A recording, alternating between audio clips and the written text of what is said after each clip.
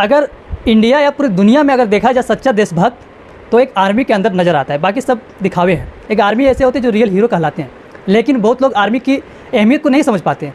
आइए बात करते हैं और जानकारी लेने प्रयास करते हैं। प्रिंस जी मौजूद हैं, अग्निवीर में सिलेक्शन हुआ है, जानकारी लेते हैं कि उतने आगे तक कहाँ से पहुँचे, किसका योगदान बड़ा था, जानकारी लेने प्रयास करते हैं। अग्निवीर में जाने का मतलब जो प्रोसेस आया, अग्निवीर से जो सफल हुए, इसमें से सबसे बड़ा योगदान किसका था? योगदान तो हम अपने गुरु को मानेंगे।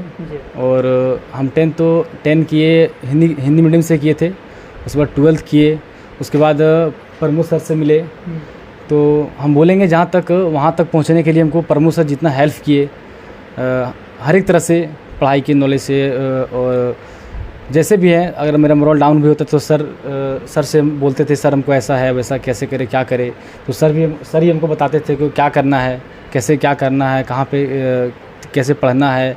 तो सारा चीज़ हमको जहाँ तक बोलेंगे सर का ही मेरा योगदान रहा। हाँ इसमें। अच्छा, बाकी लड़का के जैसे कि आप हैंडसम भी हैं और स्मार्ट भी हैं और जिस तरह लगना चाहिए उससे बेहतरीन आप मतलब दिखाई दे रहे हैं, दूसरे लड़के के जैसा नहीं लगा कि हम भी थोड़ा खेले कूदे, अपना मस्ती करें, अपने लाइफ में एंजॉय करें? नहीं लगा। लेकिन देखिए अगर मिडिल क्लास से हम लोग हैं तो थोड़ा सा फैमिली प्रॉब्लम भी होता है, तो अगर हम खेलते कूदते तो अभी यहाँ तक हम ना पहुँच पाते, और जहाँ तक हमको जो सपना था मेरा देश सेवा करने की तो वो नहीं कर पाते। और मेरा अगर कोई मोरल डाउन हो रहा है, तो अगर कुछ हमको दिक्कत आ रहा है तो सर से हम बोलते थे कि सर ऐसा है तो कैसे होगा, हमको अपना सपना को पूरा करना है, देश की सेवा करना है हमको।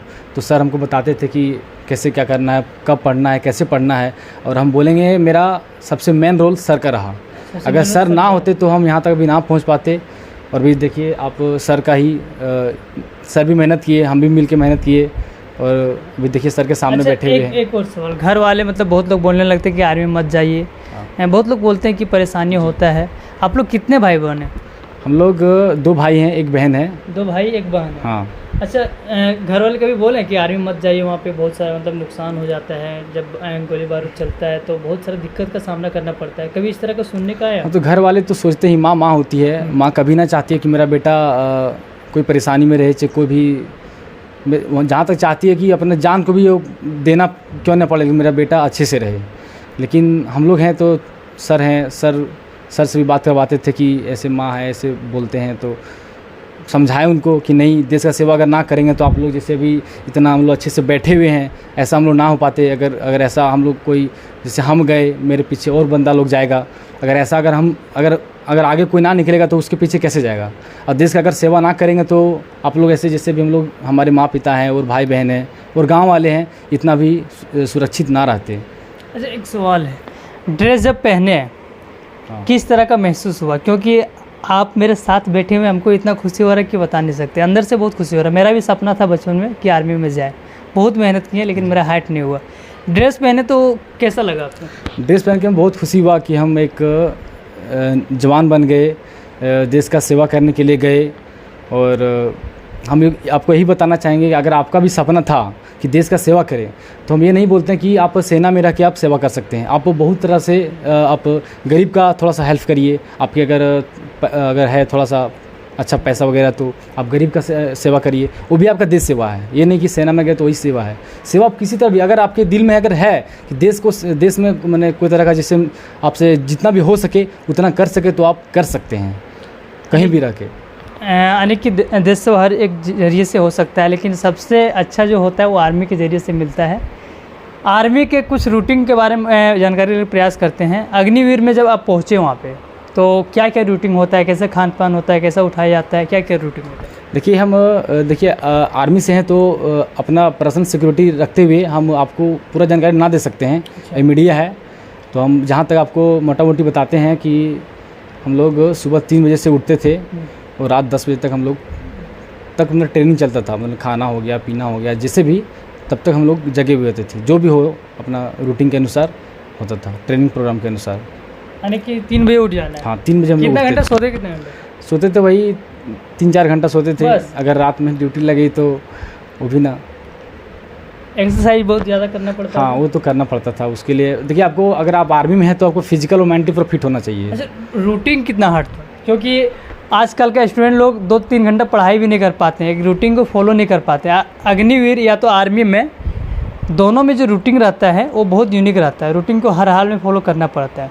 रूटीन कैसा था, रूटीन किस तरह को फॉलो किया जाता था, रूटीन अगर फॉलो नहीं होता तो क्या मिलता था सजा?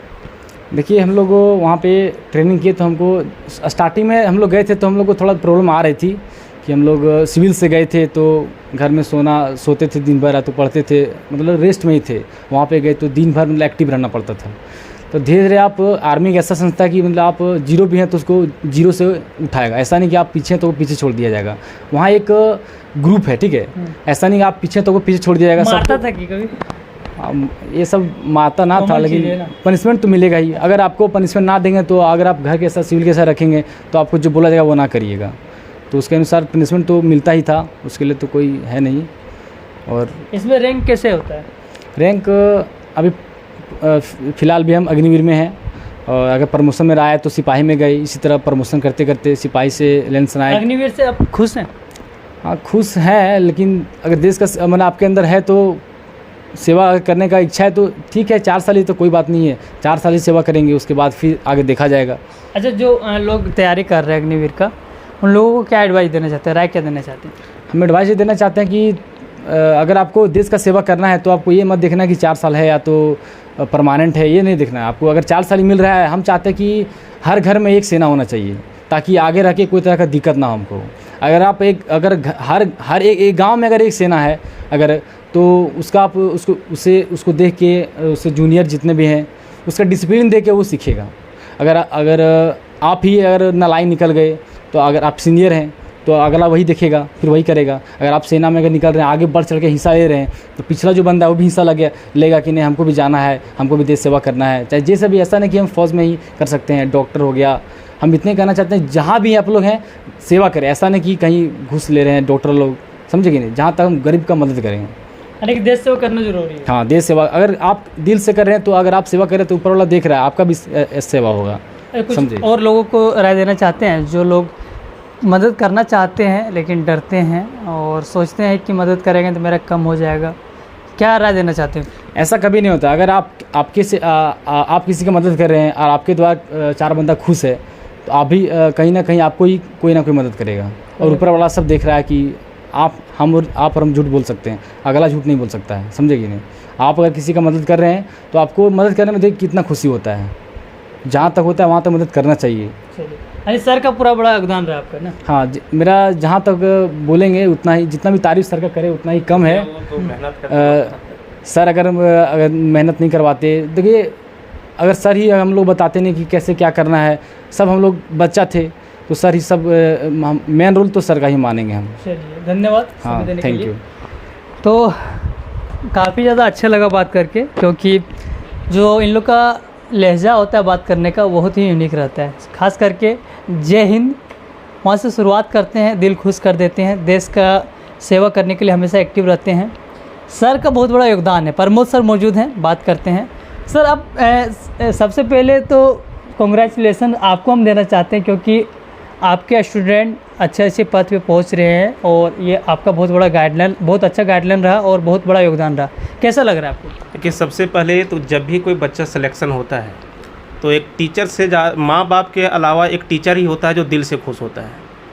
चौथा कोई नहीं हो सकता जो दिल से खुश होगा, चाहे कितना भी बड़ा दोस्त हो, चाहे कोई भी फ्रेंड ही क्यों नहीं हो, लेकिन दिल से खुश 2 या 3 ही आदमी होता है, एक माँ बाप और एक टीचर। तो जब भी किसी भी स्टूडेंट का रिजल्ट होता है तो दिल से अंदर से सुकून आता है कि चलिए मेरा जो मेहनत था, जो सार्थक था, मेरा जो गाइडलाइन था उसके अनुसार से उसने अपना लक्ष्य को प्राप्त किया।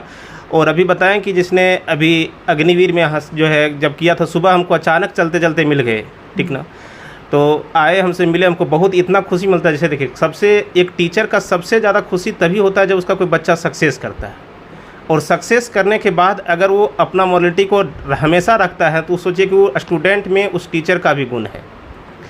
सबसे पहले हम अपना बताएं कि जैसे हम यहाँ पे बोलते हैं कि सबसे पहले बोला कि पूरा योगदान मेरा दे दिया, मेरा कोई योगदान नहीं होता है।